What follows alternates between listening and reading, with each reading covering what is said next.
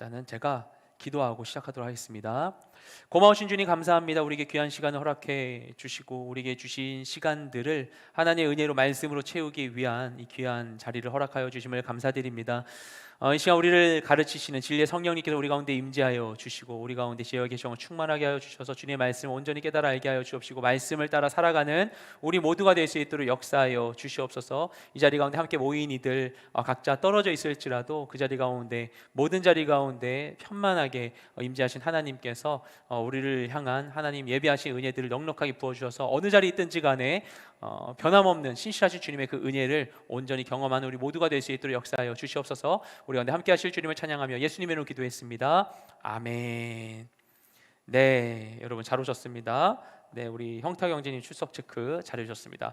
출석 체크 아직 안 하신 분이 있으면 출석 체크 해주시면 좋을 것 같습니다. 네, 이제 슬슬 이제 강의를 시작해 보도록 하겠습니다. 플러스 친구 아직 꼭지가 안 나갔는데 그래도 이제 차차 오시겠죠. 네, 일단은 우리가 이 귀한 시간 모였기 때문에 시간을 아껴서 효율적으로 하기 위해서 빨리 강의를 좀 시작을 하도록 하겠습니다. 우리 이번 이 피터 팬이 되어보자 2시간으로 운영이 되는 베드로전서 베드로후서인데 베드로전서 말씀이 끝났죠. 베드로전서 큐티 말씀이 잘 마쳤습니다. 그 지난주에 했었던 강의가 좀 도움이 됐을지 모르겠어요. 됐으면 좋겠습니다. 도움이 되었으면 좋겠고요. 지금은 우리가 크리스마스 기간 가운데 성탄절 말씀으로 큐티를 하고 있고요. 오는 토요일부터 성탄절이 금요일이잖아요. 그래서 토요일부터 베드로후서 말씀이 시작됩니다. 그래서 토요일부터 베드로 후서가 시작되는데 후서는 전서보다 짧아요. 여러분 더 빨리 지나가겠지만 이 후서가 전서랑 다른 서신서긴 하지만 전서를 쓰고 후서를 쓰는데 오랜 시간의 텀을 두고 쓰지 않았습니다. 그리고 전서 후서가 정말 속편 후편처럼 연결돼요. 내용은 다르지만 좀 연결되는 게 있습니다. 그래서 전서에 대한 이해를 바탕으로 후서를 볼 필요가 있거든요. 그 맥락으로 우리가 전서를 봤었던 지난주 강의, 그 지난 한 주간 있었던 그 큐티 말씀들을 기억하면서 오늘 강의 같이 보시고 토요일부터 있을 큐티 말씀들 각자의 자리 가운데서 은혜를 깊이 누리시는 우리 모두가 되시기를 주님의 이름으로 축복드립니다. 네, 그래서 말씀을 좀 나누도록 하겠습니다. 그래서 오늘 해야 될 것은 베드로 후서입니다. 베드로 후서. 그렇죠? 베드로후서, 베드로전서처럼 역시 베드로가 썼습니다. 베드로가 쓴 두 가지 서신서, 베드로전서와 후서인 것이죠. 베드로는 어부 출신이에요. 근데 이제 베드로전서 지난주에 말씀드렸지만 그 헬라어를 원어로 보았을 때 굉장히 전서가 세련된 헬라 문체로 쓰여져 있어서 이게 베드로가 쓴 게 맞냐 틀리냐 이런 얘기들 많이 합니다.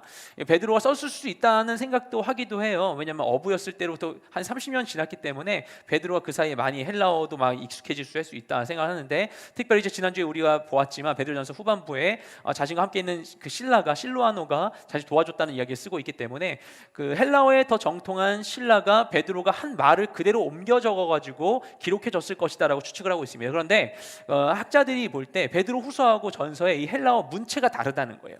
후서가 좀 더 투박하다는 거예요. 이를 토대로 볼 때 베드로 후서는 베드로가 실로아노의 도움을 받지 않고 직접 썼기 때문에 좀 문체가 투박하지 않은가 이렇게 생각하고 있어요. 그래서 후서는 아마도 베드로가 직접 기록했을 것이다, 그렇게 추정하는 게 일반적인 견해입니다. 베드로는 AD 68년도에 네로 황제에 의해서 순교당합니다. 잘 알고 계시고 그 영화 쿼바디스가 있잖아요. 아주 옛날 영화인데 보셨는지 모르겠어요. 진짜 옛날 영화입니다. 쿼바디스에도 나오는데 지난주에도 말씀드렸어요. AD 68년에 순교를 당하죠. 그때는 이제 네로의 집권에도 굉장히 후반부이기도 하고 그때는 이스라엘과 로마 간의 전쟁이 진행 중일 때입니다. 로마가 이스라엘을 이제 침공하는 상황이었고 AD 70년도에 예루살렘이 완전히 함락을 당하게 되죠. 일단 그렇습니다. 근데 이제 그런 상황 가운데에서 그 직전에 그런 일들이 있기 직전에 이제 AD 68년도에 베드로가 순교를 당했는데요. 베드로가 순교당하기 직전에 이 후서를 쓴 것으로 보여지고 있습니다. 그래서 베드로가 썼고 그 시점 가운데 썼다. 그죠? 그런데 누구를 향하여 썼는가? 그것은 베드로 전서와 같은 대상을 향하여서 쓴 것입니다. 소아시아에 있는 성도들을 향하여서. 소아시아에 있는 어떤 성도들이죠? 이방인 성도들이죠. 그래서 유대인이 아닌, 유대인 출신이 아닌 우리와 같은, 우리도 이방인이잖아요. 그 유대적 관점에서 보면 우리 한국인이잖아요. 이방인 성도들을 대상으로 쓴 그런 서신서인 것입니다. 그런데 왜 전서를 쓰고 얼마 지나지 않아서 같은 대상을 향하여서 또 다른 편지를 써야만 했던 것인가? 그죠?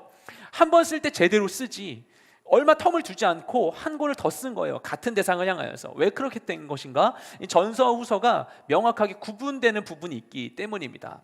전서는 지난주에 말씀드렸다시피 박해를 앞두고 있는 성도들, 소아시아 교회의 성도들이 고난을 극복하고 거룩한 삶을 살도록 하는 격려의 서신이라고 할 수가 있어요. 이미 베드로가 있는 로마에 대대적인 박해가 있었고요. 근데 그런 박해가 로마뿐만 아니라 로마 그 시가 뿐만 아니라 로마 제국 전역으로 퍼져 나가서 소아시아 지역에까지 퍼질 것을 예상하고 소아시아에 있는 성도들 향하여서 미리 준비할 수 있도록 박해 앞에서, 고난 앞에서 담대하게 하나님 자녀로서 마지막 때의 소망을 가지고 거룩한 삶을 살도록 하는 격려의 서신이 베드로 전서입니다. 베드로후서는 무엇인가 하면은 이 교회 내부에, 그 당시 소아시아 교회, 로마 교회에 이미 그랬던 것이고 또 소아시아의 교회 내부에도 침투한 거짓 교사들이 있었어요.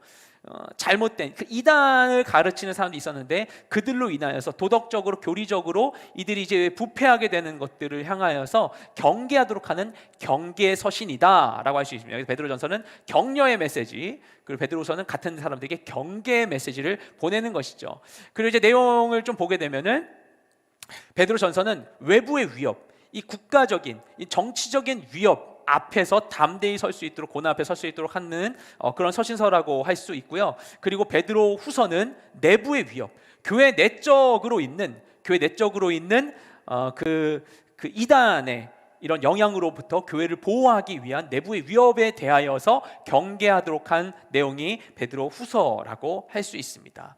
네, 막간을 이용해서 모모진님, 송재즈걸님, 김현수님, 김대훈님 반갑고요. 출석은 그냥 서로 인사하자는 의미지 출첵을 하지는 않습니다. 네, 뭐 출첵이 아니라 출석부에 적지는 않습니다. 네, 방학 기간이잖아요. 네, 방학 기간인데 서로 좀 반갑자고 하는 거죠. 네, 아무튼 그렇습니다. 그래서 이제 후서는 그러면은 어떤 내부의 어떤 적들에 대하여서 경계하도록 하는 것인가? 후서에서 경계하도록 하는 대상은 뭐냐면 거짓 교사입니다. 거짓 교사들. 그 당시에서 거짓 교사들, 이단이라고도 할 수 있어요. 그 교회 안에 있었던 그들은 유대 율법주의적인 요소를 가지고 있는 초기 형태의 영지주의자라고 얘기를 하고 있습니다. 그러니까 이게 좀 표현이 애매할 수 있는데, 영지주의라고 불리는 자들이 완전히 제대로 활동하는, 태동할 때, 그노시스파들이 활동할 때는 AD 2세기경입니다. 그러니까 이때로부터 한참 후죠. 그러니까 이때에는 그런 식으로 조직적으로 제대로 이렇게 활동한 자들은 없었지만 그런 이들과 같은 사상을 가지고 있는 자들이 교회 내에서 활동하고 있었다는 것을 서신서의 내용을 통해 우리가 유추할 수 있는 거예요. 이 경계하는 내용을 보니까 영지주의를 했던 것들이 다 이때 초대교회 때부터 있었던 것의 영향이 점점 자란 것이구나라고 보게 되는 거죠. 그래서 초기 형태의 영지주의자들이 교회 안에 섞여 있었다. 교회에 그런 이단적 가르침을 가지는 자들이 있었다. 그들은 이제 유대주의적인, 율법주의적인 사고와 영지주의적인 사고를 함께 짬뽕한 그런 자들이었다라고 보고 있는 것입니다. 그렇죠? 초기 영지주의자들. 영지주의는 무엇인가? 영지주의에 대한 이것을 이제 경계하는 서신서들은 많이 나와요. 그러니까 요한복음도, 요한이 제일 나중에 쓴 게 요한복음이잖아요. 근데 요한복음도 요한이 마지막으로 자신이 떠나기 전에 이 교회 안에 있는 잘못된 것들을 바로잡기 위하여서 예수 그리스도에 대한 복음을 제대로 전하고자 이제 요한복음을 쓰게 되는데, 그때 그가 쓰어야만 했던 것도 그 당시 영지주의의 영향들 때문인 거고, 바울 서신들에도 여러 곳에, 요한복음에 요한이 쓴 요한 서신들에도, 그리고 이 베드로 후서에도, 유다서에도 다 영지주의의 위협이 그 당시 교회들에 있었다는 것을 알 수가 있어요. 근데 영지주의는 무엇인가? 영지가, 영이 영적이다 할 때 그 영이에요. 영혼할 때 영, 지는 지식할 때 그 지입니다. 영적인 지식, 그래서 영지주의라고 하는 거예요. 그노시스라는 말에서 유래한 말입니다. 아까도 제가 그노시스파라고 했죠. 그노시스파라는 그 이단이 있었는데, 그노시스라는 말이 그 영적인 지식을 의미하는 거예요. 영적인 지식. 그래서 이 영지주의의 가장 큰 특징은 뭐냐면은 이분법적 사고입니다. 영적인 것과 육적인 것을 철저하게 구분하는 거. 이건 영적인 영역, 저건 육적인 영역. 예, 영적인 것과 육적인 것을 철저하게 구분하는 이런 이분법적인 사고예요. 사실 우리가 갖고 있는 이제 교회 안에서의 우리의 신앙 안에서도 그런 식의 영지주의적인 사고가 우리에게 있을 수가 있어요. 그렇죠? 우리에게 그 영지주의적인 사고가 우리 안에 그 약간 녹아 있을 수 있어요. 영지주의적인 사고가. 그래서 영적인 것과 육적인 것을 철저하게 구분하는 것이죠. 교회에서는 막 이렇게 해야 돼. 그리고 세상에서는 막 하고 교회랑 세상을 완전히 구분해서 생활한다든지, 그렇죠? 하나님은 하나님 나라를 모든 곳에 확장하기 원하시는데, 뭐 이런 생각들이라든지 여러 가지 그런 게 있습니다. 그래서 우리가 그걸 구분할 수 있어요. 그렇죠? 그리고 지금 있는 이단들을 보더라도 그런 영지주의적인 그런 주장들을 하고 있는 곳이 꽤 있습니다. 그렇죠? 근데 이 당시 영지주의는 어떤 것이냐? 그래서 영적인 것, 육적인 것 철저히 이분화해서 어떻게 하냐면은 육적인 것을 철저하게 되게 되게 하찮은 걸로 보는 거예요. 그래서 우리 인생은 어떤 상태냐면은 영적인 것만 되게 좋은 건데 거룩한 영적인 존재가 이 육체라는 제한된 껍데기에 갇혀 있는 이런 상태에 있다. 죽으면은 껍데기를 벗고 영적인 것만 살아남아서 그때 온전한 삶을 누리게 되는 것이다. 영적인 세계로 간다. 이 육체로부터 해방된다라고 생각하는 거예요. 예. 그래서 영적인 세계로부터 온 영적인 지식이 우리에게 주어져야 된다. 그게 구원이다. 영적인 지식이 주어져야 구원이다. 그래서 구원을 강조하는 이단을 보면은 거기가 깨달음을 강조하는데, 깨닫는 것을 얘기해요. 지식, 깨달음에 대한 것들. 그래서 영적인 어떤 특별한 지식이 지어지는 것이 그게 구원이다라고 생각하는 거예요. 예. 다양한 양상이 있지만 대체로 그런 것이라 볼 수 있습니다. 네. 영지주의가 가지고 있는 중요한 함정들, 문제들이 있어요. 첫째는 무엇이냐면 구원관의 문제입니다. 그러니까 구원이 무엇이냐면 제가 아까 말씀드렸죠. 영적인 어떤 지식이 주어져 영적인 뭔가 깨달음이 와가지고 구원받았다는 게 잘못된 거야? 라는 생각을 하실 수가 있어요. 근데 우리가 무엇으로 구원받았습니까? 어떻게 배우셨어요? 오직 예수 그리스도의 십자가의 공로로 구원받았죠. 우리가. 그죠? 우리는 철저히 죄인인데, 그죠? 완전한 죄인인데 오직 하나님의 은혜로 인하여서 구원에 이르게 된 존재들인 것입니다. 오직 은혜로 구원받은 존재들인 것이, 우리가 그렇게 배운 것이잖아요. 이게 당연한 듯 넘기고 있지만 이게 굉장히 중요한 것이에요. 아주 중요한 것이기 때문에 그렇게 당연한 것처럼 우리가 어릴 때부터 계속 강조받은 것이죠. 예, 은혜로 구원받았다는 거. 내 공로로 구원받은 게 아니고 내 지식으로, 내 노력으로 구원받은 게 아니에요. 내가 어떤 지식을 얻어서 구원받은 게 아닌 것이죠. 근데 이들은 그 신비한 영적인 지식이 주어져야만 구원받고 그렇게 된 일부 사람들에게만 구원이 있는 것이다. 예, 그래서 그것을 이렇게 막 그런 구원의 이런 등급을 나눌 수가 있는 것이죠. 또 하나, 그로 인하여서 영적인 것과 육적인 것을 이분화하니까 이걸로 인하여서 극단적인 두 가지 사상이 나오게 됩니다. 하나는 뭐냐면 극단적인 금욕주의예요. 예. 왜냐하면 우리 육체로 살아가는데 육이라는 것 자체가 악한 것이라고 생각하기 때문에 육은 악한 것이니까 가혹하게 취급해야 된다. 나를 고난을 주고 고행해야 된다. 극단적인 금욕주의. 근데 반대로 육은 악한 거잖아요. 육은 악한 것이고 이 세상은 제한적인 것이고 세상은 그냥 잠깐 있다 사라져버릴 것이고 어차피 우리가 육체를 벗으면 영적으로 살아갈 것이기 때문에 이 육체를 입은 중에 막 살아도 된다. 함부로 해도 된다. 극단적인 쾌락주의. 극단적 금욕주의와 쾌락주의가 완전 상극일 거 아니에요? 근데 같은 사상으로부터 이게 나오는 것입니다. 그렇죠? 그리고 또 하나 뭐냐, 이들의 중요한 잘못된 게 예수 그리스도의 성육신을 부인하는 것입니다. 그래서 예수님, 이게 영적인 하나님이 인간의 육체로 이 땅에 오셨다는 걸 부인해요. 영적으로 임한 것이다. 뭐 이렇게 막 얘기하는 것입니다. 그래서 마치 그리스도는 엄청나게 이런 사람도 있었어요. 그리스도는 엄청나게 영적인 하나님이신데 마치 이 땅에 그 인간의 몸을 가진 것처럼 보이는 것이다. 인간의 몸을 가진 것처럼, 인간의 몸을 가진 척한 것이다. 십자가에서 살려 고통당한 게 아니라 고통당한 척한 것이다. 이렇게 하는 것이죠. 아니면 그렇게 하거나 이렇게 주장하는 사람도 있었고, 또 어떤 사람은 어떻게 주장했냐면은, 그러니까 예수는 인간인데 예수 그냥 처음부터 인간으로 태어났고 그냥 인간으로 있는 것인데 그 어떤 신비한 영적인 게 확 임해가지고 순간적으로 영적인 존재가 됐던 것이다. 영적인 그리스도가 임했다가 떠난 것이다라고 하는 거예요. 그럴듯해 보이지만 이거를 철저하게 부인하기 때문에 우리가 뭘 합니까? 성탄절을 섬기죠. 왜냐? 크리스마스 때 동정녀 마리아가 성령으로 잉태하여서 인간의 죄를 통하지 않고 인간으로서 예수님을 출산하셨고, 예수님은 인간의 몸으로 이 땅에 오셔서 하나님이시지만 동시에 완전한 인간으로 오셔서 인간의 그 죄를 대신 감당하여서 십자가에 고통당하여 돌아가셨다라는 것, 인간으로서. 그 부분을 우리가 믿기 때문에 성탄절을 우리가 함께 섬기는 것입니다. 그죠? 예수님은 인간으로 오신 게 맞는 것이고, 죽임 당하셨다가 어떻게 하셨다? 부활하신 것이죠. 그리고 너무 중요한 게 뭐냐면, 우리도 장차 죽더라도 장차 마지막 때에 모든 육체가 다 부활할 것이다. 육체의 부활을 믿는 것, 이게 기독교의 아주 중요한 핵심적인 교리입니다. 부활에 대한 것이. 그런데 이것을 다 부인하는 거예요, 이들은. 왜냐? 육은 나쁜 것이니까 그리스도가 육체로 왔다라는 것도 부인하고, 우리가 육체의 부활도 부인하고, 그리스도가 육체 부활했다는 것도 부인하는 거예요. 완전한 이단인 것입니다. 이게 이들의 문제였어요.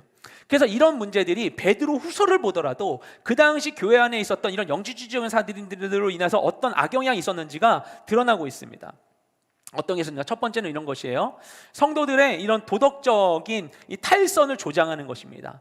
아까 얘기했었던 것처럼 영지주의의 그 문제들, 영지주의가 극단적인 쾌락주의로 갈 수 있다고 그랬잖아요. 그래가지고 막 이런 악한 그런 행동들을 막 하도록 막 부추긴 거예요. 음란한 걸 하도록 막 부추긴 것이고, 또 하나는 무엇인가 하면은 이단적인 교리를 전파한 것입니다.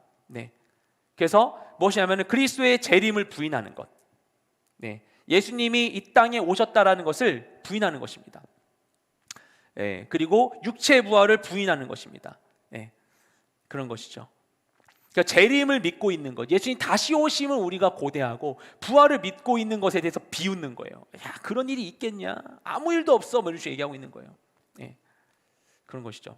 앞서 베드로전서를 보면 고난 중에 있을지라도 거룩한 삶을 살아야 된다고 얘기했죠. 근데 그렇게 할 수 있는 근거가 무엇입니까? 베드로전서에서 근거가 우리의 정체성을 뭐라고 얘기했죠? 지난주에 기억하십니까? 우리의 정체성을 뭐라고 하시는지 기억하시나요? 답을 기다리는데 좀 시간이 걸려요. 텀이 있어요. 우리의 정체성 뭐라고 표현했죠? 생각하지 않았는데 갑자기 질문하게 되네요. 이제 시간이 그래도 진행해야 되기 때문에 얘기를 할게요. 나그네라고 했죠. 나그네. 우리는 이 세상에 잠시 있다가 가는 나그네다. 우리는 장차 영원한 나라를 향하여서 그 여정을 떠나는 나그네들이다. 우리에게 영원한 나라가 남아있다라고 하는 그 예수님의 재림과 이후에 있을 영원한 나라에 대한 소망을 계속 주지 않습니까? 베드로가. 그러면서 그렇기 때문에 잠시 있다 사라질 이 세상의 고난 가운데 무너질 것이 아니라, 그래도 우리가 소망을 가지고 거룩한 삶을 살아내야 되는 것이다.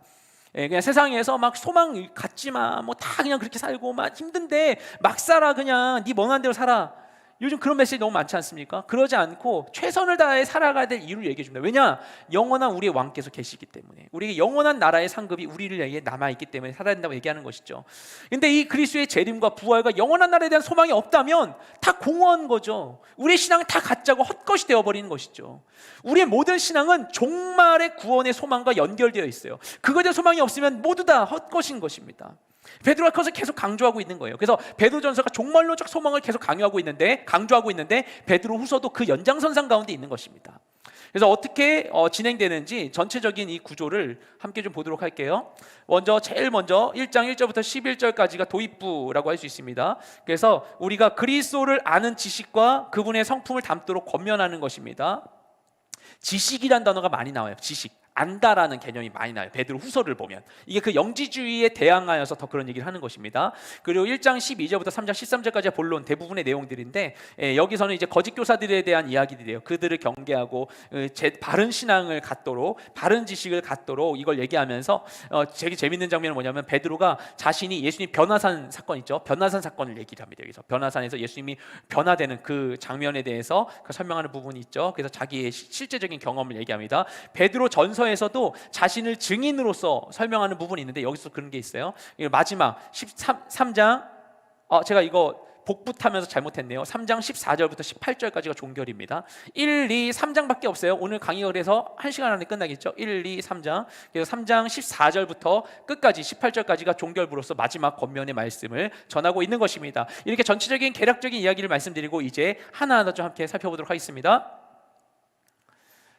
네, 지난주에 제가 이 시간을 생각하여서 여러분 빨리 취침하시고 우리 세일기 기도회를 해야 되기 때문에 빛의 속도로 읽기 위해서 굉장히 노력을 했는데 오늘 좀 빨리 읽겠지만 지난주보다 조금 여유 있게 읽어보도록 하겠습니다. 1장 1절부터 11절 말씀. 예수 그리스도의 종이며 사도인 시몬 베드로는 우리 하나님과 구주 예수 그리스도의 의로 인해 우리와 똑같이 보배로운 믿음을 받은 여러분에게 하나님과 우리 주 예수를 아는 지식으로 인해 은혜와 평강이 더욱 풍성하기를 빕니다. 아멘. 그리스도께서 하나님의 신성한 능력을 따라 생명과 경건에 속한 모든 것을 우리에게 주셨습니다. 이는 하나님의 영광과 존귀하심애로 우리를 부르신 그분을 아는 지식으로 말미암은 것입니다. 그분은 우리에게 보배롭고 지극히 큰 약속들을 주셨는데 이는 이것들을 통해 여러분이 세상의 정욕 가운데 썩어져가는 것을 피하고 신의 성품에 참여하는 사람들이 되게 하려는 것입니다. 그러므로 여러분은 더욱 힘써 믿음의 덕을, 덕의 지식을, 지식의 절제를, 절제의 인내를, 인내의 경건을, 경건의 형제 우애를, 형제 우애의 사랑을 공급하십시오. 이런 것들이 여러분에게 있고 또 풍성하면 여러분은 우리 주 예수 그리스도를 알기에 게으르거나 열매 없는 사람들이 되지 않을 것입니다. 그러나 이런 것들이 없는 사람은 앞을 볼 수 없는 눈먼 사람이며 자기 과거의 죄가 깨끗하게 된 사실을 잊어버린 사람입니다. 그러면 형제들이여 더욱 힘써 여러분의 부르심과 택하심을 굳건히 하십시오. 여러분이 이것들을 행하면 결코 넘어지지 않을 것입니다.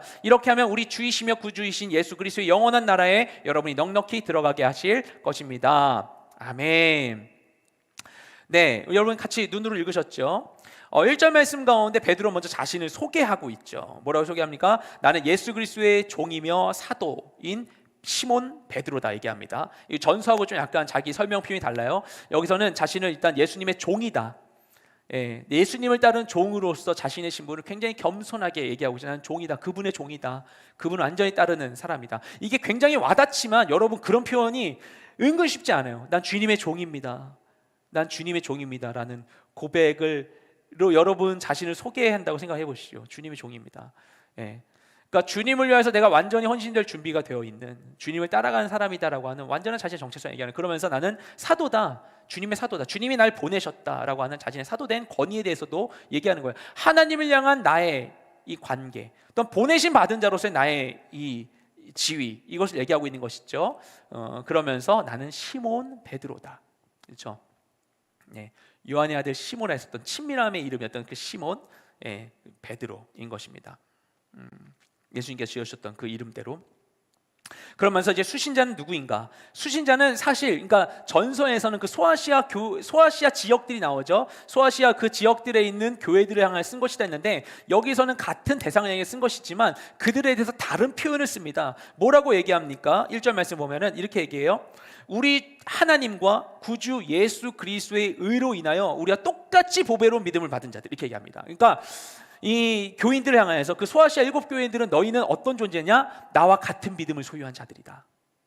나는 유대인이고 너희는 아니고, 나는 사도고 너희는 아니고, 난 예수님의 제자고 너희는 아니지만, 하지만 너희와 나는 같은 믿음을 가지고 있다. 너희와 나는 같다라고 얘기하고 있어요. 이게 되게 재미있는 표현이에요. 왜냐하면 그 당시에 이 영화 커바디스를 보더라도 베드로가 이게 활동하는 게 나오거든요.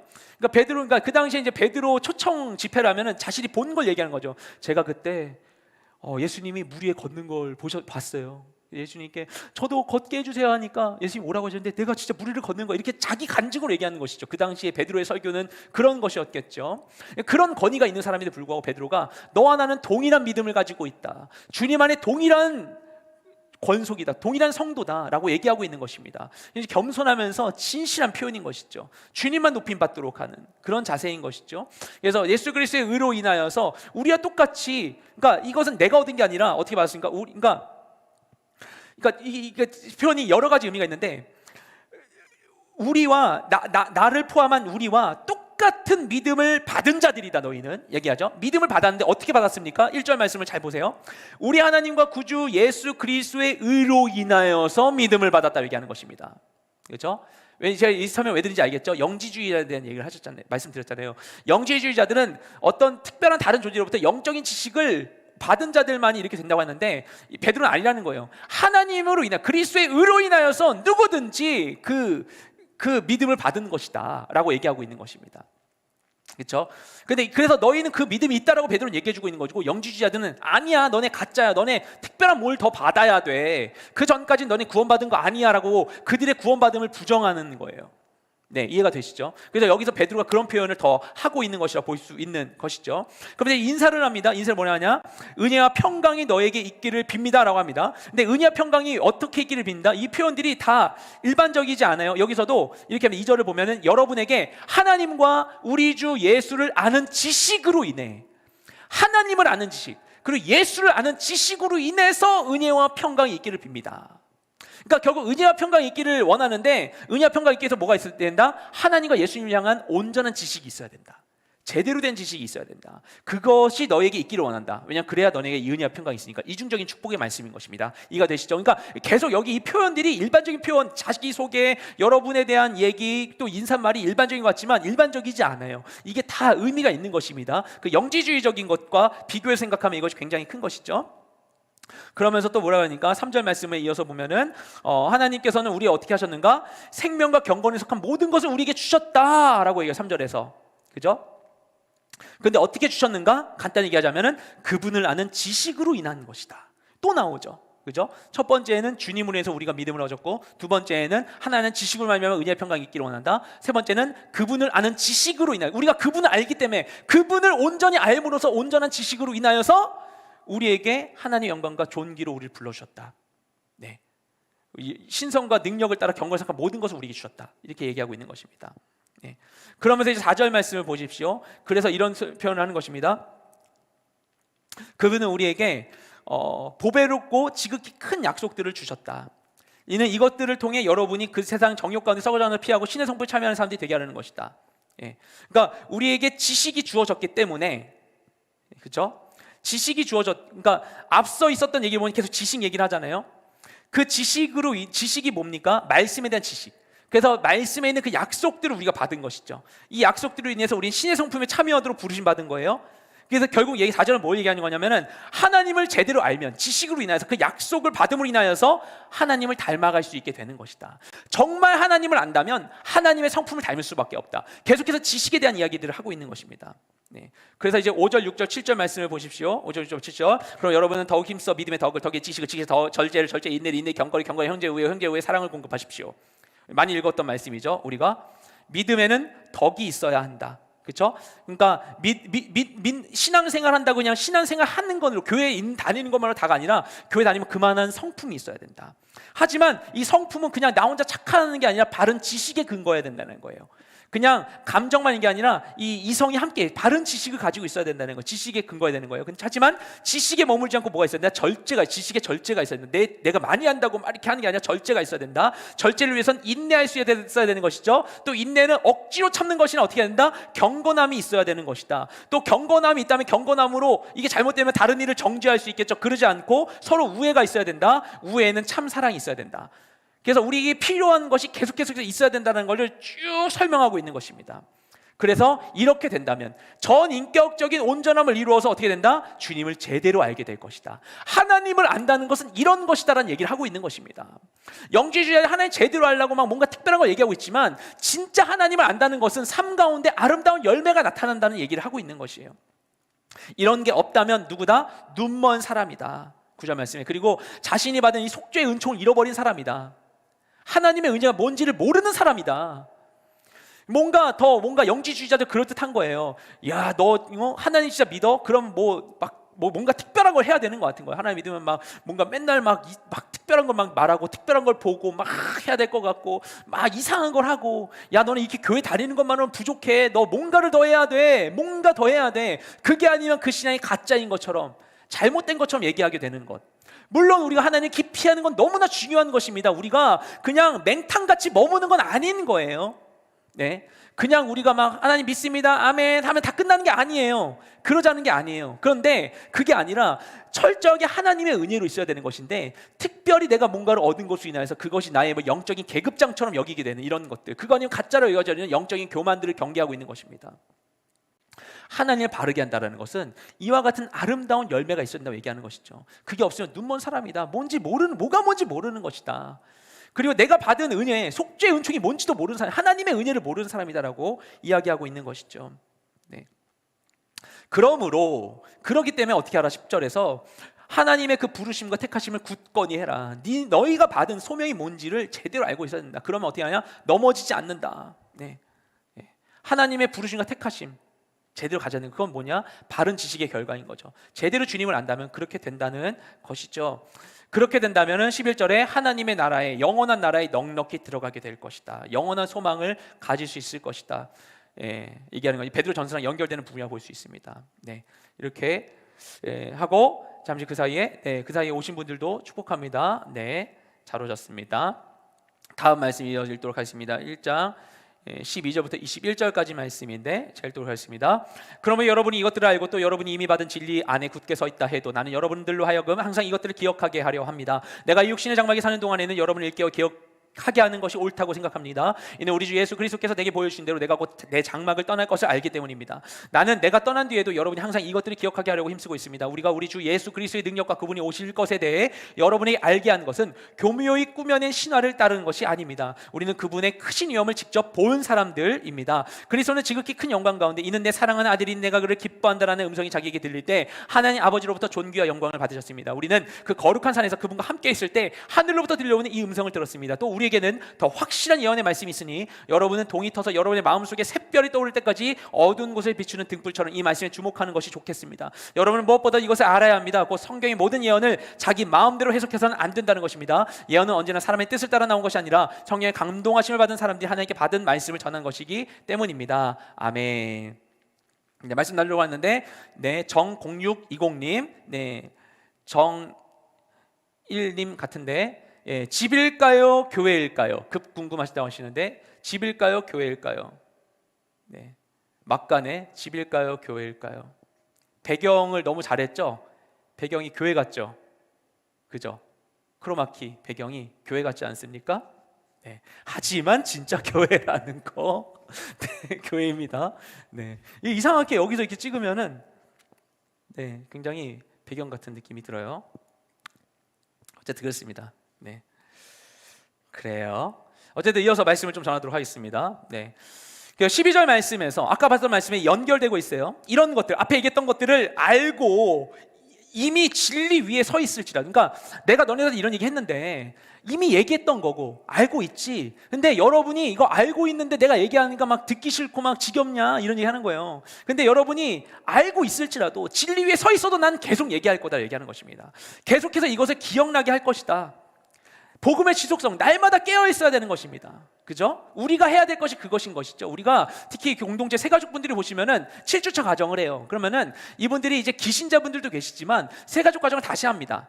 복음의 기본적인 하나님 누구신가 이런 부분을 다시 되새기는 거예요. 근데 그것은 그 신앙이 없다, 잘못 믿어서라고 생각하는 게 아닌 것이죠. 우리가 다시 한 교회 가운데 모일 때 우리가 믿는 바가 무엇인지를 확인하는 것이에요. 이게 굉장히 중요한 작업이라 생각하고, 사실 복음은 우리가 듣고 또 들어도 우리에게 필요한 것이 바로 복음인 것입니다. 복음 앞에서 날마다 난 복음 다 알아, 난 완성됐어 할 수 있는 사람은 어디 있겠어요? 예수님이 십자가에 달려 돌아가셨다는 걸 그냥 술술술 말할 수 지식적으로 안다고 해서 우리가 복음에 깨어있다고 할 수 있겠습니까?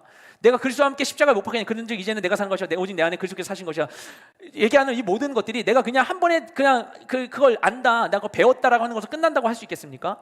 지식으로만 여긴다면 그러겠죠. 영지주의자들 하듯이. 그런 게 아닌 것입니다. 주님 앞에 우리가 날마다 깨어있어요. 우리가 언제나 연약한 존재들이기 때문에 날마다 깨어있어요. 주님 안에서 날마다 나를 치면서 예수 그리스도의 십자가를 향해 나가야 되는 것이죠. 예수님께서 단번에 희생당하신 십자가의 그 제사가 우리가 매일 드리는 제사보다 더 확실한 제사를 십자가에서 단번에 이루신 것이고, 그 제사의 자리를 우리가 날마다 나아가는 것입니다. 매일 나를 위한 속죄제가 그 십자가에서 계속 드려졌던 거예요. 그냥 거기가 한 번의 제사가 영원한 제사가 되는 것이죠. 그죠? 그래서 베드로는 얘기하는 거예요. 내가 여러분이 알아도 계속 얘기할 거다. 이건 계속 얘기해야 될 의무가 있다. 이 얘기를 난 해야 되는 게 내 역할이다 얘기하는데, 저는 저의 역할도 그거라고 생각해요. 목사로서의 역할. 여러분은 어떠십니까? 여러분이 순장으로서 리더십으로 섬기는 역할은 어떤 것입니까? 이거 하자고 하는 것 아니겠어요? 여러분이 성도로서 부르심 받은 것은 무엇입니까? 너희는 가서 뭐든지 족속으로 제사를 삼아 아버지와 아들과 성령의 이름으로 세례를 주고 내가 너희에게 분부한 모든 것을 가르쳐 지키게 하라. 볼지어다 내가 세상 끝날까지 너희 항상 함께 하리라. 하나님께 우리에게 말씀하신 것인데, 우리 모두에게 주어진 이 지상태의 위임령이 그것이죠. 하나님의 그 명을 대로 우리가 예수 그리스도 가르친 대로 가르쳐 지키게 하는 것, 끝까지 복음을 전하는 것, 그 복음 위에 서서 사람들이 살 수 있도록 하는 것, 무엇입니까? 계속해서 그 진리 위에서 그걸 전하는 것이 우리가 해야 될 일인 것이죠. 그렇죠? 베드로는 그 자신의 사명이라고 생각하는 거예요. 저도 그런 생각이 듭니다. 그걸 이어서 뭐라고 얘기합니까? 그래서 13절, 14절, 15절 말씀에는 그것에 대한 연결된 말이야. 내가 살아있는 중에 할 일이 그거다. 내가 할 일이 그거다 얘기하는 거예요. 그러면서 뭐라고 하냐면은 13절 보면은 내가 이 육신의 장막이 사는 동안에는, 내가 육신을 안고 사는 동안에는 내가 그것을 하는 게, 여러분 읽고 있는 게 내가 할 일이라고 생각합니다. 그러니까 여기서 뭐냐면은 육신의 장막, 이 장막이라는 표현은 그 하나님 그 성막 쓸 때 그 텐트 할 때 그 장막이거든요. 근데 그거는 내가 이 육신을 입고 있는 이 세상에 그렇게 살고 있다라는 거예요. 예. 근데 난 결국 나그네니까 영원한 나라를 갈 존재이기 때문에 여기 있는 동안이 영원하진 않은데 여기 있는 중엔 내가 그것이 하는 게 맞다라고 설명하고 있는 것입니다.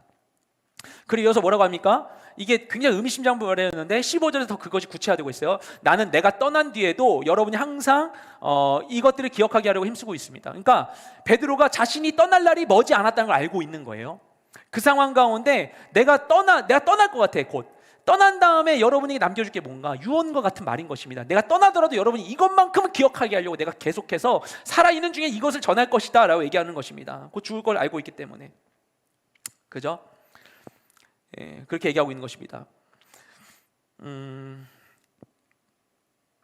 네, 아무튼 그렇죠. 네, 그래서 이제 또 네, 그렇죠. 그래서 이제 보시면은 이거 14절 말씀 이런 표현도 있거든요. 이는 우리 주 예수 그리스도께서 내게 보여주신 대로.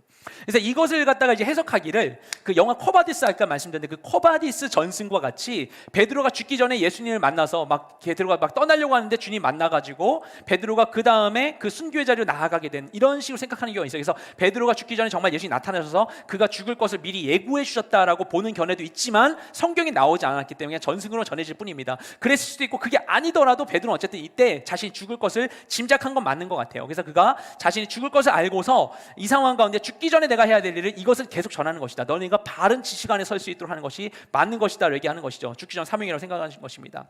그러면서 이어서 얘기하는 게 뭐냐면 16절부터 18절까지 내용이 내가 진짜 이것을 목격했다. 나는 목격자다라고 얘기하면서 얘기하는 것이 그가 변화산 사건을 경험한 것. 예, 그렇죠? 변화산상에서 예수님이 호련히 거룩한 모습으로 변화되셔가지고 그래서 모세와 엘리야와 함께 이야기를 나누시는 장면. 그래서 베드로가 그걸 보면서 주님 우리 여기가 좋사오니 내가 여기 천막 세 개 중 하나는 주를 위해 하나는 모세를 위해 하나는 엘리야를 짓고 여기서 그냥 계속 있어요. 너무 막 거룩한 놀라운 영광스러운 모습을 보게 된 것이죠. 예, 그래서 하나님께서 너희는 그의 말을 들으라라고 이 세 제자들에게 변화산에 같이 갔던 수제자 3명이 그렇게 말씀하시는 것을 들었던 사건이 있죠. 그것을 여기서 이야기하고 있는 것입니다. 그래서 내가 그것을 경험했다. 난 정말 그것에 대한 목격자다. 난 주님의 그 영광스러운 모습을 진짜 본 존재다라는 것을 이제 16절에서 18절까지 얘기해요. 이거는 꾸며낸 말이 아니다. 거짓말 아니다. 진짜다. 난 봤다. 난 목격자다 얘기하는 거예요. 간증하는 것입니다. 그런데 이어서 나 목격자야. 나 봤어. 나 진짜 대단한 거 경험했어. 그러니까 난 뭔가 달라 라고 할 수 있잖아요. 그러니까 난 좀 뭔가 달라. 너네도 나처럼 될 수 있어. 이게 영지주의자적인 논리라면 베드로는 그렇게 얘기하지 않습니다. 나 정말 받고 목격자야. 그런데 19절 보면은 우리에게는 이와 같은 체험보다 내가 겪은 이런 목격한 것보다 더 확실한 예언이 나뿐만 아니라 너희에게도 이미 주어져 있다. 그게 뭐냐? 하나님의 말씀이라는 것이죠. 하나님의 말씀이 더 완벽하다. 그것이 우리 모두에게 주어져 있다. 확실한 말씀이.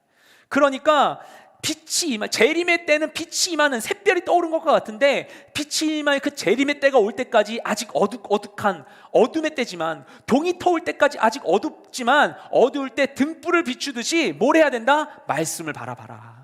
말씀을 보면 나중에 재림의 때가 되면 모든 게 밝히 드러나게 될 텐데 그전에는 명확히 보여지지 않는데 우리가 말씀을 봐야 이것으로 등불을 비추듯이 앞길을 비추며 갈 수 있게 되는 것이다. 그러니까 말씀을 봐라. 정말 확실한 예언이 우리에게 주어져 있다라고 얘기하는 것입니다. 네. 그래서 여러분 그것을 해야만 합니다. 20절 21절 말씀에 그 얘기를 하는 것이죠. 여러분 이걸 알아야 됩니다. 그러면서 얘기하는 건 뭐냐면은 성경 말씀, 예언의 말씀, 구약의 말씀들 자기 마음대로 해석하면 안 되는 것입니다. 자의적 해석하지 말라고 얘기하는 거예요. 자의적 해석을 경계하고 왜냐? 성령은 다 성령의 감동하심으로 쓰여진 것이기 때문에 내 마음대로 써서 이걸 얘기해서 안 되는 것이다. 이런 이단적인 가르침에 대해서 경계하는 것이죠. 네. 그런 거 안에서 이제 2장으로 넘어가도록 하겠습니다. 네. 2장 1절부터 11절까지 말씀입니다. 제가 읽겠습니다. 그러나 백성 가운데 거짓 예언자들이 일어난 것 같이 여러분 가운데서도 거짓 선생들이 나타날 것입니다. 이제 거짓 선생에 대한 얘기가 시작됐어요. 그들은 파멸로 인도할 이단에서 슬그머니 끌어들이고 자기들을 값주고 사신 주를 부인함으로 임박한 멸망을 자초합니다. 많은 사람이 그들의 방탕한 길을 따를 것입니다. 그래서 그들 때문에 진리의 도가 모독을 당하게 될 것입니다. 또한 그들은 탐욕으로 인해 꾸며낸 말로서 여러분을 이용하려 할 것입니다. 그들이 받을 심판은 옛적부터 지체된 적이 없으며 그들의 멸망은 잠자고 있지 않습니다. 하나님께서는 범죄한 천사들을 용서하지 않으시고 지옥에 던져 심판 때까지 어두운 구덩이에 가두어 놓으셨습니다. 하나님께서는 옛 세상을 용서하지 않으시고 경건치 않은 사람들의 세상을 홍수로 덮으셨습니다. 그때 오직 의의 선포자인 노아의 8 식구만 지켜주셨습니다. 또한 그분은 소돔과 고모라 성을 심판하셔서 멸망을 받아 잿더미가 되게 하심으로 경건하지 못한 사람들에게 닥칠 일에 본보기로 삼으셨습니다. 그러나 무법한 사람들의 음란한 행실로 인해 고통받는 의인 롯은 구해내셨습니다. 이 의인은 그들과 함께 살면서 날마다 무법한 사람들의 행실을 보고 들으므로 그의 의로운 영혼이 상처를 입었습니다. 주께서는 경건한 사람들을 시험에서 구해내시고 불의한 사람들을 심판날까지 형벌 아래 가두실 것을 아시는 분이십니다. 특히 더러운 정욕에 빠져 육체를 따라 행하는 사람들과 주의 권세를 무시하는 사람들을 그렇게 하실 것입니다. 그들은 당돌하고 거만의 영광성 존재들을 주저없이 모독합니다. 더 큰 힘과 능력을 가진 천사들이라로 주님 주 앞에서 그들을 대적해서 모독하는 고발을 하지 않습니다. 아멘. 1, 2, 3절 먼저 뭘 얘기하냐면 거짓 교사들이 등장할 것을 얘기하고 있죠. 여기에 그런 일들은 너희들이 장차 그럴 것이다. 베드로전서에서도 로마에 있는 핍박이 있는데 너희에게도 핍박이 있을 것이라는 것처럼 여기서 또 마찬가지 너희에게 거짓 교사들이 등장할 것이다. 그런데 이런 건 옛날부터 있었다는 얘기예요. 1, 2, 3절 보면은 구약에 거짓 예언자가 같다고 얘기하는 거잖아요. 구약 시대에도 보면 거짓 예언자들이 있었는데 이 집은 거짓 선생들이 있을 것이다. 이게 거짓 예언자, 거짓 선생이 달라 보이지만 결국 같은 것이다라는 얘기를 한다는 게 여기 함의되어 있는 것이죠. 왜냐? 이것이 영적인 것이죠. 우리를 향한 이 하나님을 향해 나아가지 못하고 거짓된 것을 따르게 하는, 처음부터 사단은 인간을 유혹할 때 에덴 동산에서 하나님의 말씀을 왜곡함으로써 거짓을 통해, 거짓의 아비니까 거짓을 통해 아담과 하와를 깨지 않습니까? 사단의 역사는 그런 거예요. 거짓으로 진리를 왜곡시키는 거예요. 그 역사는 계속되고 있고 구약에 거짓 선지자가 있었듯이 신약 이 시대에도 거짓 선생들이 활동할 것이다. 같은 사단의 역사가 이렇게 지금도 계속되고 있다고 얘기하는 것입니다. 그들은 무엇을 할 것인가? 여러 가지면 첫 번째, 잘못된 사상을 잘못된 이런 이단적인 사상을 슬그머니 교회로 끌어들일 것이다. 그럴듯하게 슬그머니 잘못된 걸 가지고 올 것이다. 분별해야만 한다는 것이죠. 또한 그는 뭐냐? 주를 부인할 것이다. 방탕한 길로 인도할 것이다. 그래서 그들이 방탕한 길로 인도해서 교회 안에 그런 방탕한 일들이 있으로 인하여서 우리가 붙들고 있는 진리의 도가 모욕을 당하게 될 수 있다. 그리고 자신들의 탐욕을 위해서, 자기 욕심을 위해서 성도들을 막 유혹하고 이용한다. 거짓말로 홀린다 이렇게 얘기하는 것이죠. 네. 이들은 어떻게 다? 근데 이들은 반드시 심판당할 것이다. 그래서 4절, 5절, 6절 말씀 보면 그들이 반드시 심판당할 것에 대해서 강조하고 있습니다. 그래서 뭐라고 얘기하냐면은 이들이 심판당할 것이 너무나 명약관화한 것에 대하여서 어떤 예를 들고 있냐면은 여러 가지 그러니까 지금 있는 지금 있는 그 앞으로 있을 거짓 선생들은 반드시 심판당할 것에 대한 확실한 예와 3가지를 들고 있습니다. 첫 번째 뭐냐면은 하나님께서 범죄한 천사들을 마지막 때까지 어두운 구덩이에 갇히게 하셨다. 그러니까 자기 자리를 떠나버린 그 천사들, 자기 자리를 떠난 천사들, 사단의 그 무리라고 보고 있습니다. 그들은 마지막 때까지 어두운 구덩이에 갇혀 있다. 이것은 영적으로 어떻게 해석할 수 있냐면 마지막 때가 아직 이르지 않았잖아요. 지금도 해당될 수 있다고 볼 수 있는데 하나님의 심판의 때가 이르기 전에는 이 자기 자리를 떠난 천사들, 사단의 무리들이 어두운 구덩이에 거할 수 있도록 어떻게 보면 그들의 합법적인 자리를 주신 것이죠. 그것은 어두운 구덩이입니다. 그래서 우리의 삶 가운데 어디에 어두운 구덩이가 있다면 거기에 사단은 거기에 은거할 수 있고 그걸 근거로 해서 역사할 수 있는 것이죠. 그 어두운 구덩이를 없애는 것이 우리의 역할인 것입니다. 어두운 구덩이는 어떻게 생기는가? 에베소에 얘기한 것처럼 해가 지도록 분을 품지 말고 분을 내어도 죄를 짓지 말며 마귀에게 틈을 주지 말라. 토포스라는 헬라어 단어, 마귀가 거할 자리를, 처소를 주지 말라는 것입니다. 우리가 해결되지 않은 죄, 해결되지 않는 감정의 문제, 이것이 마귀에게 거할 수 있는 자리를 준다는 것이죠. 근데 이것이 이 죄와 이 감정을 해소할 수 있는 게 무엇입니까? 우리가 거룩한 삶을 살기 위해서 애쓰는 것과 회개하고 용서하는 것이 죄의 영향을 없애는 것이죠. 그로 인해서 우리가 마귀의 자리를 점점 없애가고 하나님의 영역을 늘 넓혀가게 되는 것입니다. 그렇죠?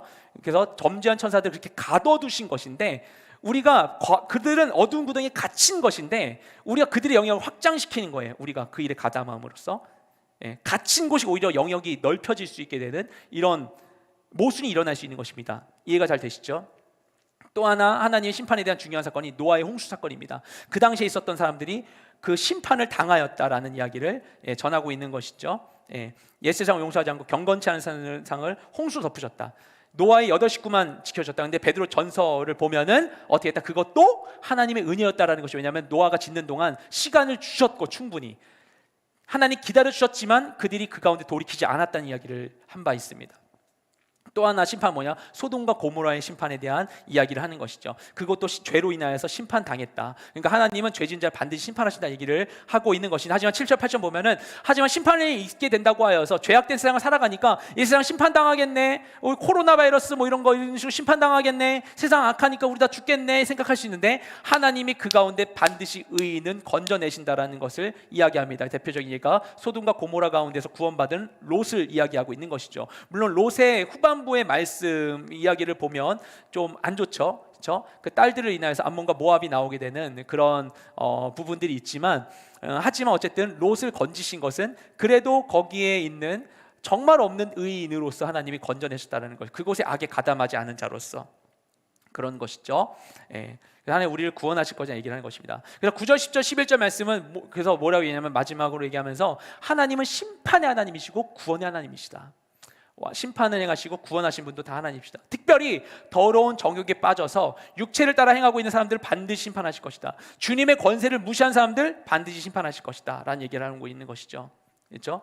그래서 세상 가운데 막 행한 자들, 이 영지주의자들, 그리고 주의 권세를 무시하니까 아까 얘기했죠. 이 당시 베드로 후서에서 지적하고 있는 영지주의자들의 두 가지 잘못된 것, 그런 그 영지주의로 인하여서 육적인 것을 되게 하찮다고 여기기 때문에 마음대로 살아라 해서 사람들이 막 방탕한 삶을 살도록 하는 거. 또 하나 뭐냐면은 그 부활에 대해서 이런 하나님 나라, 이 영원한 하나님 나라에 대해서, 부활에 대해서, 육체의 부활에 대해서, 성육신에 대해서, 재림에 대해서 부인하고 있다라는 것, 이 두 가지를 여기서 얘기하는 거예요. 그래서 여기서 얘기한 특별히 더러운 정욕에 빠져 육체를 따라 행하는 사람들, 주의 권세를 무시한 사람, 두 가지가 그것을 얘기하는 것입니다. 그래서 그런 영지주의적인 관점을 갖고 있는 사람들을 반드시 심판하실 것이다. 너희 안에 있는 거짓된 말 가르침 가진 자들 하나님 반드시 심판하실 것이다 얘기하고 있는 것입니다. 그래서 그들을 봐라. 그들은 하늘에 있는 자들에게 함부로 대하고 있다라고 얘기하는 거예요. 여기 얘기하고 보면 그들은 당돌하고 10절 하반절만 그들은 당돌하고 거만해서 영광스러운 존재들을 주저없이 모독한다. 하나님과 이 천사들, 영적인 존재들을 막 모독하고 하나님의 일들을 모독한다라는 얘기하는 거예요. 영적인 것에 대해서 모독한다라고 얘기하는데, 근데 그들보다 힘 있는 천사들은 그들 하나님께 이렇게 모독하는 말 하지 않는다. 천사들, 영적인 존재들은 그렇게 안 하는데 걔네는 그렇게 함부로 하고 있다. 진짜 걔네 뭘 모른다 이런 얘기를 하는 것입니다. 그러면서 12절부터 22절 말씀으로 넘어가야 되죠. 이 거짓 선생들에 대한 얘기가 더 이어지게 됩니다. 함께 읽겠습니다. 그러나 이들은 본래 잡혀 죽기 위해 태어난 이성 없는 짐승 같아서 알지도 못하는 일들을 모독합니다. 그러다가 그들은 결국 멸망을 당하고 말 것입니다. 그들은 자기들이 저지른 불의의 대가로 해를 당할 것입니다. 그들은 대낮에 흥청거리는 것을 기쁨을 여깁니다. 그들이 여러분과 함께 잔치를 벌일 때도 속이기를 꾀하고 그것을 즐거워하니 그들은 점이요 흠입니다.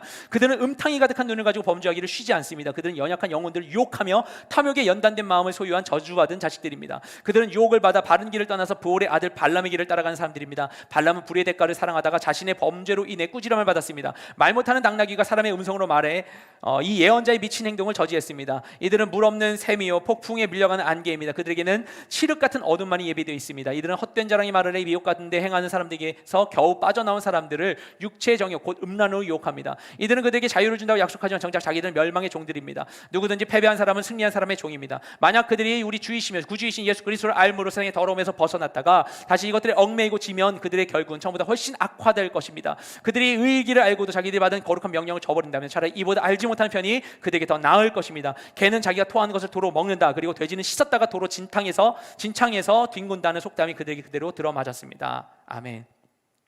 그러면서 앞서 얘기했던 그 거짓 선생들의 특징을 얘기합니다.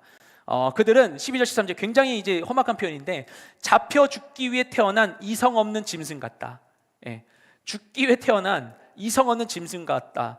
그러니까 그들이 뭐냐면은 그냥 진짜 뭐 해야 되는지도 모르고 그냥 모르고 막 그게 죽음의 길인지도 모르고 그냥 막 하고 있다. 지금 그런 행위가 어떤 결과가 있을지도 모른 채 심판이 있는 줄 알지 못한 채 그렇게 막 있다.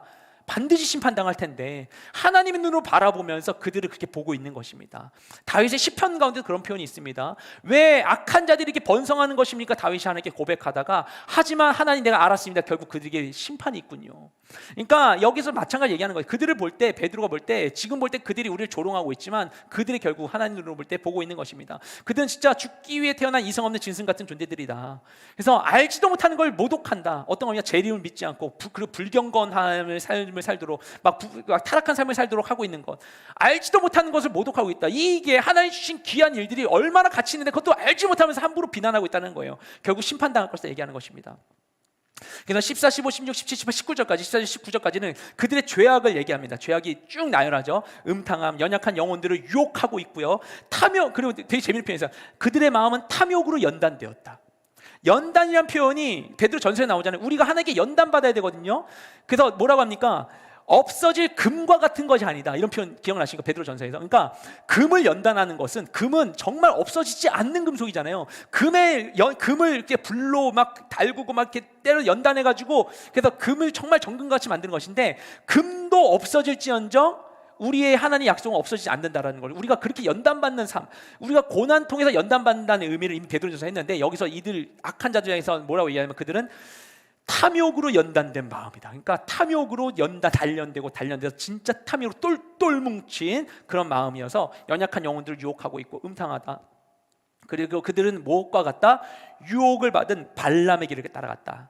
그렇죠? 민수기 말씀 보면 나오잖아요. 그 출애굽한 이스라엘 백성들을 향해서 저주를 선포하려고 했던 그 발람, 거짓 선지자 발람과 같은 자들이다. 그들은 이 성경에 나오는 가장 악한 거짓 선지자의 대명사는 발람과 같은 자들이 바로 그들이다라고 얘기하는 것입니다.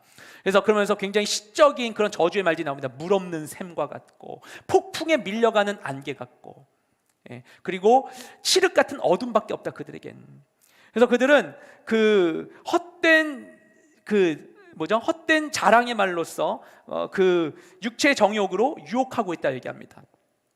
그러면서 그들이 자유를 약속하지 않냐, 너네한테 마음대로 살아, 너네 왜 이렇게 힘들게 살아, 왜 이렇게 포기하고 살아, 절제하고 살아, 힘들게 살아, 왜 죄책감 가져, 그러지 마, 마음대로 살아, 마음대로 살아도 괜찮아, 그냥 우리 육체는 죽는 거고 영만 살아남는 거야 얘기하면서 너네 좀 자유하게 살아라, 우리처럼 자유하게 얘기하면서 자유분방한 삶을 주는 것 같지만 그게 자유 같지만 거짓 자유다, 멸망의 종일 뿐이다 얘기하고 있는 것입니다. 이 자유에 대한 중요한 얘기를 하는 게 갈라디아서입니다. 이런 얘기를 나누고 있어요. 바울의 갈라디아서가 이런 면에서 굉장히 일맥상통한다 볼 수 있는, 베드로 전서에서도 지난주에도 제가 설명드릴 때 그 갈라디아서 일부 말씀을 제가 말씀드렸어요. 그 사랑의 종이 되라, 종 되는 얘기 기억하십니까? 갈라디아서하고 일승이 겹치는 부분들이 많아요. 되게 재밌습니다. 베드로와 바울이 같은 생각을 갖고 있었다는 것이죠. 후반부에 베드로도 그런 얘기를 합니다. 어쨌든 그래서 이제 20절부터 21절, 22절까지 말씀은 결국 그들은 어떠다? 믿음을 저버린 자들이다. 근데 어떻게 되냐? 그 하나님 믿는데, 예수님 믿는데도 불구하고 그 유혹을 따라서 믿었는데 돌이킨 자들은 더 안 좋은 거다. 더 안 좋은 거. 알면서도 하면 더 나쁜 것이다라고 얘기하고 있습니다. 그러면서 이제 후반부로 접어가고 있죠. 이제 권면의 말씀을 전하고 있는데 3장 1절부터 9절까지 말씀을 읽도록 하겠습니다. 사랑하는 사람들이여, 이것은 이제 내가 여러분에게 두 번째로 쓰는 편지입니다. 나는 이 두 편지로 여러분의 진실한 마음을 일깨워 생각나게 하므로, 그렇죠? 이 맥락을 아시겠죠? 초반에 제가 말씀드렸잖아요. 거룩한 예언자들이 미리 예언한 말씀들과, 구약 말씀이겠죠, 주 대신 구주께서 여러분의 사도들을 통해 주신 계명을, 신약이 말씀드리겠죠, 기억하게 하려고 합니다.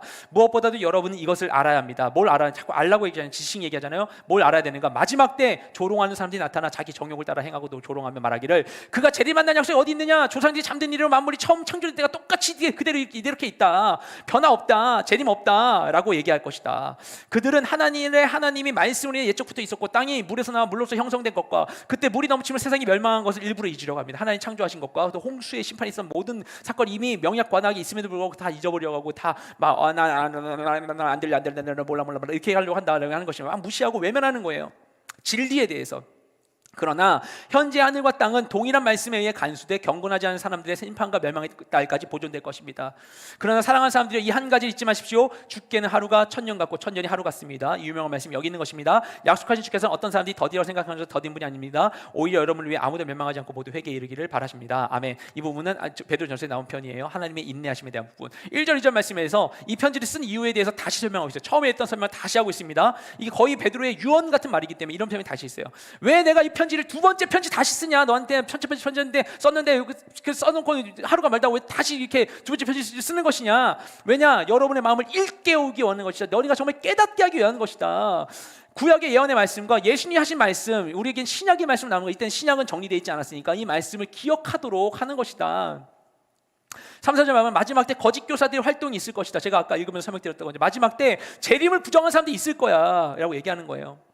그들은 5, 6, 7절 말씀 보면 하나님의 말씀을 거부하고 있다.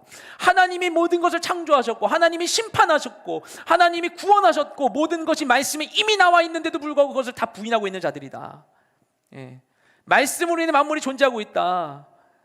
그리고 모든 것이 하나님의 뜻으로 멸망당하기도 했다. 근데 그들은 그걸 무시하고 있다. 그렇죠? 5절 6절 말씀이 과거에 있었던 하나님의 사건을 얘기하는데 7절을 보십시오. 그러나 현재 하늘과 7절 말씀 어디 7절 말씀. 그러나 현재 하늘과 땅은 동일한 말씀에 의해 간수돼. 뭔 말이냐면은 그 성경 말씀 보면 하나님 천지를 창조하셨고 말씀에 붙들려서 모든 것이 보존되는 게 말씀에 나와 있는데, 근데 지금 그 말씀은 옛날 일이고 옛날에 그렇게 구약 시대에 하셨고 지금 시대에는 과학이 발달해서 달라진 것이냐? 아니라는 거예요. 지금도 하나님의 말씀은 동일하게 역사하고 있고 지금도 그 말씀 안에서 우리가 살아가고 있다는 얘기를 하고 있는 것입니다. 지금도 우리는 그 말씀 안에 살아가고 있다. 그 말씀이 유효하다. 지금 우리가 이 세상 가운데 발붙이고 살아가는 것, 영적인 질서들이 있고 세상의 모든 것이 창조 질서에 따라 있는 것은 다 하나님 그 말씀에 붙들려서 세상이 운행하고 있는 것이다. 지금도 하나님의 말씀 유효하고 그 말씀 안에 우리 살아가고 있다는 얘기를 하고 있는 것입니다. 그렇죠? 그래서 경건하지 않은 사람들의 심판과 멸망의 날까지 보존될 것이다. 마지막 때까지 계속될 것이다. 하나님의 말씀은 유효하다라고 하는 것입니다. 그럼 8절 9절 말씀, 이게 중요한 게 뭐냐면 지난주 이제 베드로 전서에서 설명드렸지만 이때 사람들이 하나님 바로 재림, 예수님 바로 재림하시고 하나님 나라가 바로 임할 줄 알았는데 그게 바로 임할 줄 알았는데 바로 임하지가 않고 믿었던 사람들이 하나 둘 죽기도 하고 계속 기다리고 있다 보니까 그 가운데 막 혼란 갖는 거예요. 그러니까 베드로도 아니야, 그게 하나님 나라는 그런 게 아니야 라고 가르쳐주는 말씀 여기서 하고 있는 거예요. 왜냐하면 그 당시에는 베드로도 있고 그러니까 예수님의 때에 살았던 사람들이 있다 보니까 초기 교회는 그러니까 자기들이 살아있는 중에 주님 재림 바로 할 줄 알았던 거예요. 근데 그러지 않으니까 믿음이 혼동을 갖는 것입니다. 우리랑 다른 시대죠. 그런 상황 가운데 이렇게 얘기한 걸 요한도 요한복음 쓸 때가 그런 상황들 가운데 그것을 쓴 것이죠. 그들의 믿음을 견고히 할 수 있도록 쓴 것이죠. 여기서 베드로가 얘기하는 거예요. 여러분 잊지 마라. 하나님과 우리는 시간의 관념이 다르다. 시간이 이게 다르다. 주님께는 하루가 1000년 같고 1000년이 하루 같은 것이다. 예. 그래서 주님은 어떤 사람들이 9절 말씀 보면 어떤 사람이 주님 왜 이렇게 더디에 오셔라고 생각하는 건 전 더딘 분 아니다. 막 지금 늦게 오는 이런 관념이 아니. 우리의 관점으로 볼 때는 늦게 오는 것 같지만 주님 입장에서는 다르다. 오히려 주님은 우리의 입장으로 보면은 우리에게 인내해 주시고 시간을 주신 거다. 뭐냐? 모든 이들이 회개에 이를 수 있도록 우리에게 인내해 주시는 것이다. 베드로전서 설명하면서 제가 설명드렸습니다. 우리에게 아직 심판을 내리지 않은 것은 하나님이 오래 참아 주셔서 많은 이들이 구원에 이르도록 기회를 주신 것이다. 얘기를 하는 것입니다. 그러면서 마지막 부분으로 넘어갑니다. 마지막 당부의 말씀입니다. 3장 10절에서 18절 말씀입니다. 그러나 주의 날이 도둑같이 올 것입니다. 그때 하늘은 큰 소리를 내며 떠나가고 그 구성물질들은 불에 타 해체되며 땅과 그 안에 있는 모든 것이 드러날 것입니다. 이 모든 것이 이렇게 해체될 것이니 여러분 어떤 사람이 되어야 하겠습니까? 여러분 거룩한 행실과 경건함은 하나님의 날이 임하기를 바라며 간절히 사모하십시오. 그날 하늘이 불에 타 해체되고 그 구성물질들이 불에 녹아버릴 것입니다. 그러나 우리는 그의 약속대로 의가 지배하는 새 하늘과 새 땅을 바라봅니다. 그러므로 사랑하는 사람들이여, 여러분 이 일들을 고대하고 있으니 점도 없고 흠도 없이 주 안에서 평강 가운데 드러나기를 힘쓰십시오. 또한 우리 주의 오래 참으심이 구원이 될 줄로 여기십시오. 사랑하는 우리 형제 바울도 그가 받은 지혜를 따라 이와 같이 여러분에게 썼습니다. 그는 그의 모든 편지에서 이것들에 관해 언급했는데 바울 서신들 얘기하는 것이죠. 그 가운데는 더러 이해하기 어려운 것들이 있습니다. 무식하고 굳세지 못한 사람들이 다른 성경들처럼 이것들을 억지로 풀다가 스스로 멸망에 이르고 있습니다. 그러므로 사랑하는 사람들이여, 여러분은 이미 이 사실을 알았으니 불의한 사람들의 속임수에 이끌려 여러분이 견고함을 잃지 않도록 주의하십시오. 도리어 우리 주이시며 구주이신 예수 그리스도의 은혜와 그를 아는 지식 안에서 성장해 가십시오. 영광이 이제와 영원토록 그분께 있기를 빕니다. 아멘. 네. 그래서 10절, 11절, 12절 말씀 여기 보면은 뭐라고 얘기합니까? 주의 날은 도둑같이 온다고 얘기합니다. 언제 올지 몰라. 도둑이 임하듯이 주의 날은 올 것이다. 그래서 언젠가 반드시 하늘이 사라지고 모든 게 불에 타고 모든 것이 다 드러나는, 모든 게 흔들리고 불에 타는 건 뭐냐? 모든 걸 드러난다라는 것이에요. 히브리서에 한 번 하나님께서 하늘 땅뿐만 하늘까지 모든 것을 흔들 것이다. 왜 흔드냐? 다 흔들릴 것이다. 다 흔들리면은 흔들림으로서 다 무너지고 나면은 영원한 것만 남기 때문에 다 흔들 것이다. 이 재난의 때 가운데 그러지 않습니까? 다 흔들리니까 진짜 많이 남게 되는 그런 상황들이 우리에게 있을 것이다라고 히브리서 얘기하고 있는데, 여기서 비슷한 얘기를 하는 것입니다. 모든 것이 다 불타고 하늘이 사라져 버릴 것이다. 그때 어떻게 되냐? 다 없어지면 그냥 없어진 게 아니라 그때 모든 게 그때 선명하게 드러날 것이다. 마지막 때가 되면 다 드러날 것이다. 주님 앞에서 옳은 것과 그른 것이 드러날 것이다 얘기하는 것입니다. 그래서 우리는 그날을 사모해야 된다. 두려워하고 그날이 늦춰지길 기다리는 게 아니라 사모해야 된다. 마지막 때를, 주님이 다시 오실 때를 기다려야 된다. 그때를 구해야 된다라고 얘기하는 것입니다. 그래서 13절 14절 말씀은, 그래서 그 나라를 사모하며 하나의 나라를 사모하며 이때 거룩한 삶을 살아야 된다. 베드로 전서의 얘기가 반복되고 있는 것이죠. 15절 말씀, 그래서 주님의 오래 참으심은 곧 구원을 위한 것이다 라는 얘기를 위하는 것입니다. 그러면서 16절 말씀이 재미있는데, 너네들 바울이 서신서 있는데 너 잘못 해석하지 마. 바울도 나처럼 얘기한 거야. 바울도 똑같이 얘기했어. 너네 자의적 해석하지 마. 아까는 구약 말씀 자의적 해석 하지 말라고 했는데, 여기서는 바울의 서신을 자의적 해석하지 말라고 하는 것입니다. 바울이 갈라디아 말씀이나 이게 말씀 보면은, 나는 누구의 종이다, 나는 베드로자, 나는 누구 종이다, 막 난 바나바의 종이다, 바울 종이다, 바울파다 하는데, 그러지 마라. 우리 다 주님의 종이다 얘기하거든요. 그러니까 누구에게 배웠다고 해서 누구의 권위를 의용해가지고 막 분파를 이루는데 그러지 말라는 거예요. 그러면서, 야, 베드로는 그렇게 가르쳤냐? 야, 베드로가 왜 그렇게 얘기를 하냐면은, 바울 서신에서는 오직 믿음으로 의를 얻었다는 걸 강조가 되잖아요. 특히 로마서와 갈라디아서 그런 말씀이 있지 않습니까? 바울이 믿음으로 의를 얻었다는 걸 굉장히 강조하고 있는데, 베드로 전서, 특히 베드로 서신, 베드로 전서, 그리고 유다서 말씀 보면은 행위를 강조한다라는 것 알고 계시죠? 그러다 보니까 바울 서신과 베드로와 유다의 이런 서신서들이 내용이 다르다라는 인식을 주는 거예요. 바울은 행위를 의정하지 않고, 행위로 구원받지 않고 믿음으로 구원받다는, 이들은 행위를 구원받다 얘기하니까. 근데 사실은 이게 일맥상통하는 것이거든요. 믿음으로 구원받는 게 맞는데, 구원의 조건은 그게 맞는데, 베드로도 그렇잖아요. 지금 이거 맞아요. 오직 의로써, 하나님의 의로 우리가 받았는데, 여기에 덧붙여서 뭔가 새로운 걸 해야 되고, 새로운 영적인 지식을 받아야 되고, 뭔가 영적인 경험을 해야 된다고 믿고 있다면, 그건 내가 받은 은총을 모르는 것이다 라고 베드로가 얘기하는, 그거 다 까먹는 것이다, 잃어버린 것이다 얘기하는 것이잖아요. 베드로 결국 구원에 있어서 바울과 같은 얘기하고 있는 거예요. 다만 정말 구원 받았다면 거룩한 삶을 살아야 된다는 것인데, 바울도 보십시오. 로마서에서 그런 얘기를 하고 있습니다. 그죠? 갈라디아서도 그런 얘기 하고 있습니다. 근데 베드로 역시 그런 거예요. 그래서 바울도 나랑 똑같은 얘기하고 있어. 같은 얘기하고 있는 거야 라는 얘기를 하는 거예요. 너네 바울 얘기 잘못 해석하지 마라. 똑같은 얘기하고 있다. 이런 얘기하고 있는 것입니다. 그렇죠? 잘 적겠지 마라. 그래서 17절 18절 말씀, 그러니까 이제 알았으니까 헛된 길로 가지 말고 예수 그리스도의 은혜와 그를 아는 지식 안에서 성장해라 라고 얘기하고 있죠. 그렇게 해서 잘못된 지식, 영지주의자들이 주는 이런 잘못된 지식, 거짓된 가르침이 아니라 하나님을 바르게 알라고 얘기하고 있는 것입니다. 어떻게? 말씀 안에서. 물론 하나님 체험하는 거 좋습니다. 저 하나님 더 경험하고 싶습니다. 하나님을 막 되게 막 육체 눈으로 보듯이 보고, 그분의 역사를 보고, 병이 낫고 예수의 이름으로 표적과 기사가 이루어지고, 그리고 귀신이 떠나가는 것들, 이와 같은 하나님의 놀라운 역사가 우리 삶 가운데 계속해 일어날 수 있기를 저는 기대하는 사람이에요. 하나님을 더 알기를 원해요. 그런데 그것은 너무나 중요한 일이지만, 제 개인의 경험에서도 그렇고 다른 이의 삶을 봤을 때에도 영적인 사건이 그 사람을 변화시키지는 않더라고요. 베드로 그렇죠. 변화산에서 예수를 경험한 베드로가 어떻게 하죠? 예수님 부인하죠. 그렇죠? 변화산에서 예수님 경험한 제자들이 예수님 떠나가실 때 딴소리하고 있죠. 그러니까 우리가 그런 경험을 하는 것이 우리의 믿음에 도움은 당연히 되죠. 하지만 우리가 하나님께 나아가는데 뭔가 안 되는 건 내가 어떤 특별한 경험이 부족하기 때문만은 아닌 것입니다. 말씀 안에서, 견고한 말씀 안에서 주님을 더 알아야 되는 것이 우리에게 너무나 필요한 것이고요. 하나님이 말씀을 통해 우리에게 역사하세요. 그 균형이 같이 이루어져야만 하는 것이죠. 베드로도 변화산에서의 자신의 경험을, 이걸 무시하는 건 아니에요. 하지만 그것보다 더 명확한 것이 우리에게 있다라고 얘기하면서 이것 아닌 다른 것이 있는 것처럼 기대하지 말라고 얘기하는 것입니다. 분명히 말씀드리고 싶은 것은 하나님 우리 안에 계십니다. 예수를 주로 시인한다면 그리스도는 우리 안에 계십니다. 내 능력으로, 내 지식으로, 나의 삶으로 아니고 그분의 은혜로, 철저한 그분의 은혜로 주님 우리 안에 계십니다. 그걸 믿고 나아가야 되는 것이고, 그렇기 때문에 우리가 정말 철저한 은혜인 것이죠. 정말 은혜인 것이죠. 그 은혜 안에 살아야 되는 것이고 그걸 전파해야 되는 것이죠. 그것이 우리에게 너무나 중요한 것이죠. 그 믿음 안에 살아야 되는 것이죠. 특별히 지금 이와 같은 특별한 고난의 때를 살아가고 있는 우리에게 그것이 더 명백한 것 같습니다. 예. 얼마 전에 그런 얘기들 많이 나눴잖아요. 이게 이미 이 코로나 상황이 너무나 일상화돼 버려가지고 그렇지만 막 예배를 못 드리는 초유의 함께 모여서 못 드리게 되는 초유의 사태들을 겪게 되면서 와, 이게 조금 만났을 때 조금이라도 더 이렇게 할 걸, 이런 아쉬움들이 들었거든요. 여러분의 삶은 어떠십니까? 네.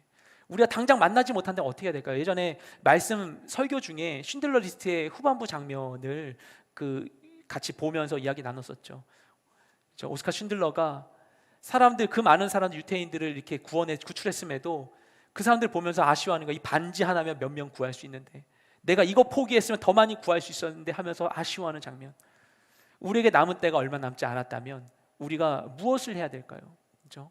진리 위에 굳게 서는 게 너무나 필요한 것이죠. 내 삶에 정말 주님 앞에서 부끄러움 없는 아름다운 결실이 가득하기를 원합니다. 그걸 위해서 주님 앞에 굳게 서서 믿음 위에, 견고한 믿음 위에 살아가는 우리가 되기를 소망하고요. 거짓된 모든 가르침과 거짓된 유혹들을 이기며 살아가는 우리 모두가 되시기를 주님의 이름으로 축복드립니다. 일단 제가 먼저 기도하도록 하겠습니다. 고마우신 주님 감사드립니다.